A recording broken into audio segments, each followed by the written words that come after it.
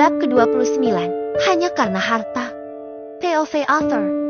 Hahaha, mampi ya.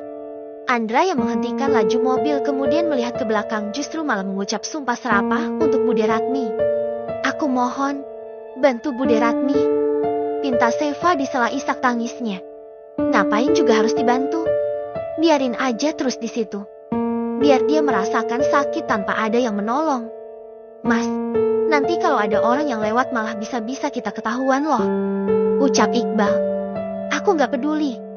Ketahuan juga gak apa-apa. Sahut Andra.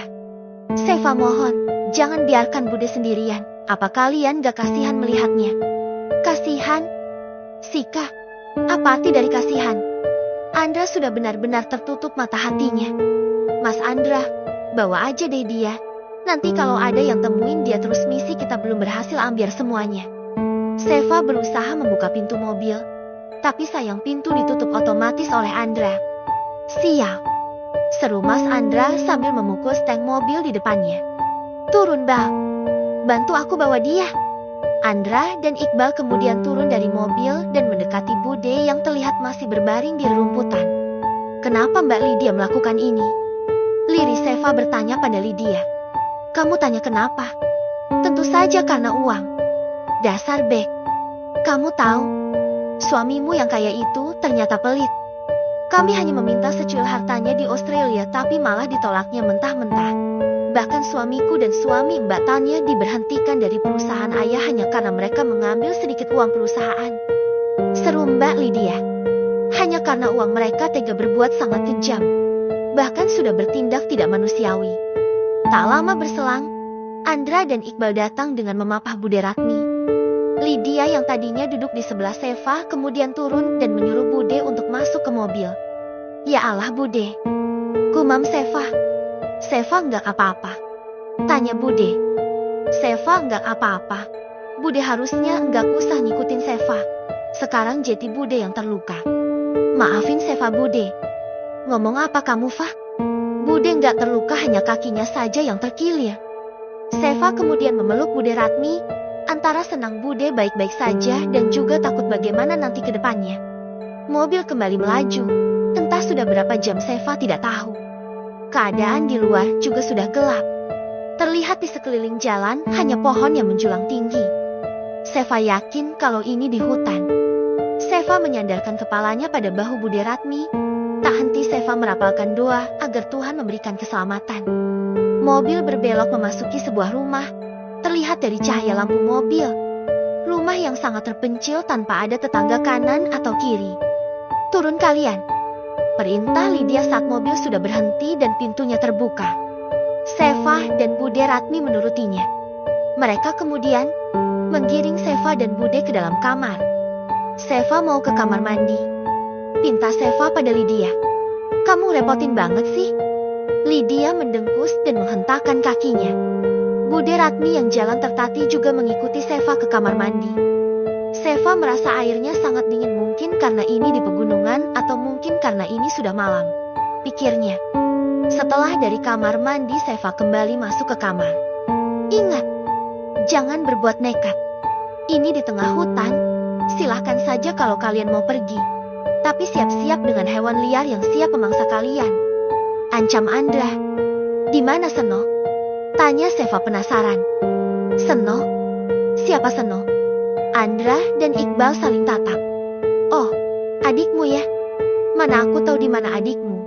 Mungkin lagi di rumah siap-siap menyambut acara tahlilan untukmu. Kalian keterlaluan. Teriak Seva. Mereka tidak membalas ucapan Seva.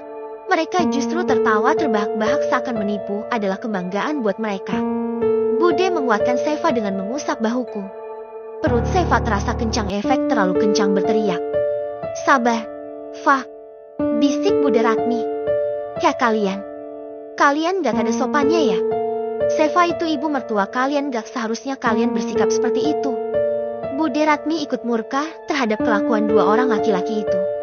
Mertua yang masih bocah maksudmu. Kembali mereka tertawa seakan ada hal yang sangat lucu yang patut mereka tertawakan.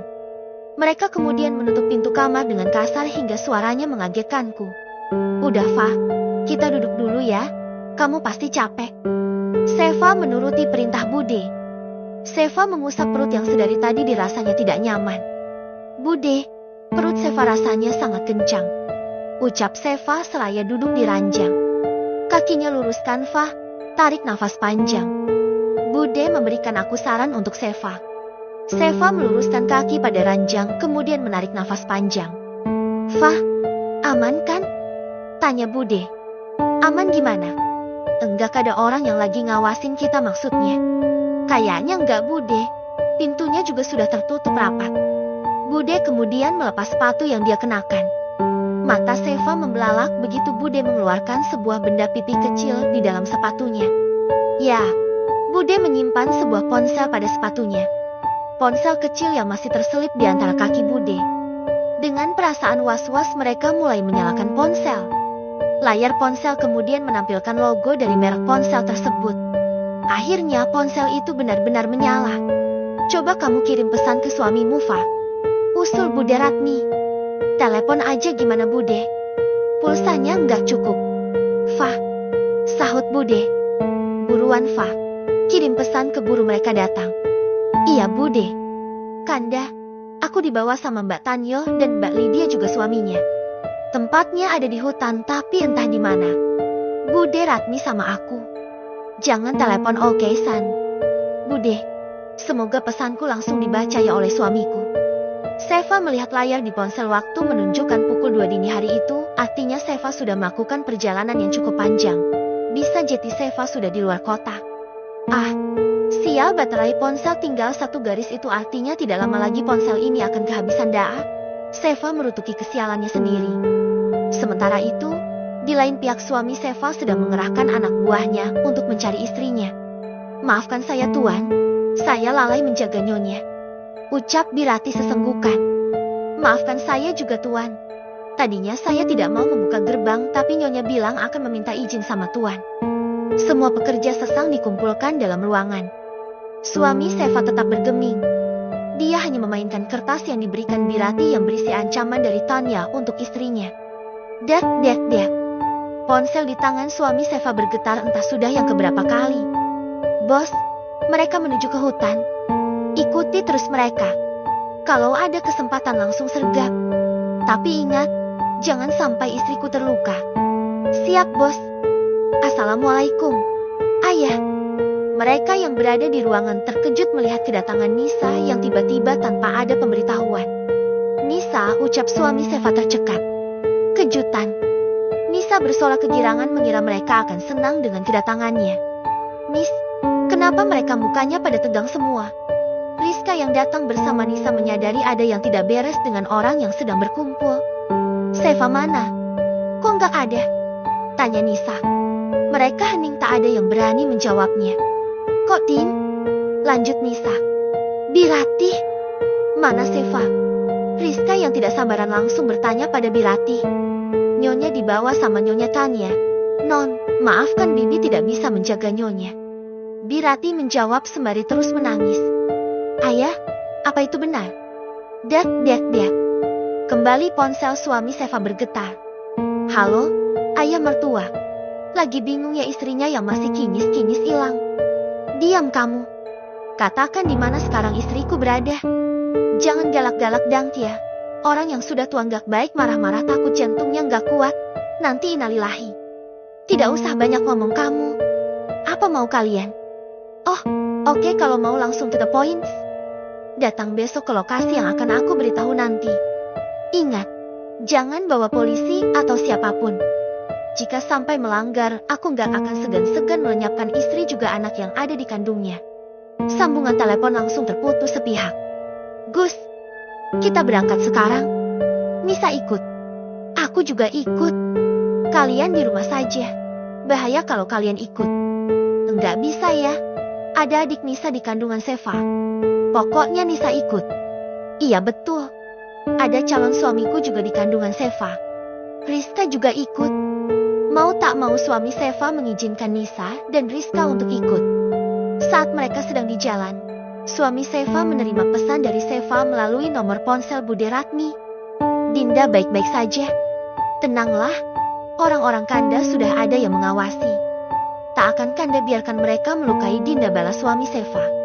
Pagi menjelang, Seva terbangun dengan posisi tangan yang masih memegang ponsel. Bersamaan dengan itu Tanya, Lydia dan suami mereka sudah masuk ke kamar. Menyadari Seva sedang memegang ponsel, Andra langsung merebutnya. Kemudian membaca pesan yang ada di ponsel. "Oh, bagus ya. Kalian sudah berani menghubungi ayah mertua. Kenapa, Pah?" tanya Tanya. "Baca saja pesannya." Andra kemudian menyerahkan ponsel pada istrinya. Ponsel kemudian berpindah tangan ke Lydia juga ke Iqbal. "Terus, bagaimana ini? Sebentar lagi ayah pasti datang," tanya Lydia panik. "Bawa mereka ke gudang sekarang." Akhirnya Seva dan Bude Ratmi dibawa ke gudang di sebelah rumah. Seva yang sudah dalam kondisi lemas hanya bisa pasrah, tak mampu melawan. Andra langsung mengikat tangan Seva dan Bude Ratmi di belakang kursi di dalam gudang. "Oke Mami Ti, kita main-main sebentar," ucap Andra. "Kalian semua tidak punya hati," teriak Seva sembari berusaha terus melepaskan ikatan di tangannya. "Tidak punya hati katamu? Kamu yang tidak punya hati. Gara-gara kamu ayah tidak mau memberikan bisnisnya. Gara-gara kamu juga ayah tidak mau membagi warisannya. Dan gara-gara kamu juga uang jatah untuk kita tak lagi sebesar dulu. Bahkan sekarang ayah sudah memecat suamiku. Pasti itu semua atas hasutanmu. Semua gara-gara kamu." Plak! Tanya melayangkan tangannya pada pipi Seva. Seva menatap mata Tonya dengan tatapan tajam dan nafas memburu. "Kalian pantas mendapatkannya. Kalian orang-orang yang tidak tahu balas budi. Apa kalian tidak ingat dari mana asal kalian? Apa kalian tidak ingat dengan orang yang mengangkat derajat kalian?" "Hah?" Mereka terdiam. "Lupa kalian?" Omongan Seva rupanya semakin memantik amarah dari Tanya. Dia bahkan kini menarik rambut Seva hingga membuat kepala Seva mendongak ke atas. "Lepaskan Seva!" teriak Bude Ratmi. "Kalian manusia berhati iblis. Apa kalian gak lihat kalau Seva sedang hamil? Apa kalian tidak ada rasa kasihan?" "Hahaha, kasihan katamu?" Andra kini berjalan mendekati Seva, tapi kemudian dia berbelok mengambil bola basket yang ada di bawah meja di sudut gudang. "Hei, ada bola rupanya. Gimana kalau kita main-main dulu? Mungkin kalau aku melempar bola ke arah perutnya, anak dalam kandungannya mau ikut main dengan kita." Andra mulai memainkan bolanya di lantai hingga membuat suara berdengung di gudang. Seva ketakutan mendengar ucapan Andra. Dia takut Andra benar-benar melakukan ucapannya. "Aku mohon, jangan lakukan itu," lirih Seva memelas pada Andra. "Wah, Mami Ti nangis. Hahaha, ternyata dia takut juga." Bukannya rasa iba yang Seva dapatkan, tapi justru dia dijadikan bahan lelucon. "Dengarkan aku baik-baik. Semakin kamu mengiba aku semakin suka." Kali ini Andra mencengkeram pipi Seva dengan kedua tangannya. "Kamu tahu, aku kehilangan fasilitas mewahku setelah ayah mertua sialan itu mencabutnya. Bahkan aku harus mati-matian kembali dari Australia karena aku tak punya uang sama sekali. Kamu memang lebih baik tidak kembali. Bahkan dunia tidak pantas kamu tinggali. Kamu lebih cocok tinggal di neraka," jerit Seva. "Stop! Lepaskan mereka!" teriak Nisa. Nisa yang baru masuk ke gudang langsung berteriak meminta mereka untuk melepaskan Seva dan Bude Ratmi. Andra yang melihat kedatangan Nisa dan yang lainnya justru bertepuk tangan. "Wah wah wah, ini dia yang kita nantikan sudah datang. Apa kabar ayah mertua? Apa kabar adikku Nisa? Cih, enggak sudi aku punya kakak macam kalian," seru Nisa. Pasukan dedemit enggak ada akhlak. Lepasin Seva. Berani-beraninya kalian sama orang hamil. Dosa tahu. Apalagi anaknya kembar. Rizka tak kalah emosi dengan mereka. "Kembar? Benarkah? Wow." Mereka terkejut ketika mendengar Seva hamil anak kembar karena selama ini mereka hanya taunya hamil. "Apa mau kalian?" Kali ini suami Seva membuka suara. "Santai saja ayah mertua, kami cuma minta ayah mertua untuk menandatangani berkas yang sudah kami siapkan." "Gampang kan? Berkas apa yang kalian maksud?" "Berkas pengalihan harta yang kamu punya menjadi atas nama kami berempat. Kalau aku tidak mau bagaimana? Maka perempuan yang sedang mengandung anakmu akan jadi korbannya." Andra kini sudah mengarahkan sebuah pistol di kepala Seva. Seva yang sudah lemas hanya bisa menangis tak mampu berkata apapun. Kalian semua biadab. Jangan sakiti Seva. Teriak Bude. Seva, sayang, kuat ya. Ucap Bude Ratmi saat melihat Seva yang sudah tidak mempunyai tenaga. Akan aku tanda tangani berkas itu. Jangan sakiti istriku. Akhirnya suami Seva merelakan semua hartanya asal istrinya selamat. Nah gitu dang. Ya, dari tadi kek. Kan jadi Lydia nggak capek berdiri kayak gini terus. Lydia yang dari tadi diam kini bersuara setelah ayahnya mau menandatangani berkas pengalihan harta. Mas, nanti kalau ayah sudah tanda tangan kita bisa kembali menikmati fasilitas mewah ya. Lanjut Lydia. Betul sekali. Gantian mereka yang akan jadi kere. Sahut suami Lydia. Hei, calon kere kesini kamu. Tanda tangani berkas ini. Andra mengacungkan berkas yang sudah disiapkannya. Lepaskan dulu mereka maka aku akan menandatanganinya. Suami Seva mencoba melakukan negosiasi dengan Andra. Kalau begitu kita barter. Kesini kamu Nisa. Nisa saling berpandangan dengan Rizka. Lepaskan Seva. Kalian memang benar-benar gila harta. Mbak Tanya, apa Mbak Tanya tahu kalau suami Mbak itu punya istri lain di Australia? Ujar Nisa. Apa maksud kamu? Nis, tanya-tanya.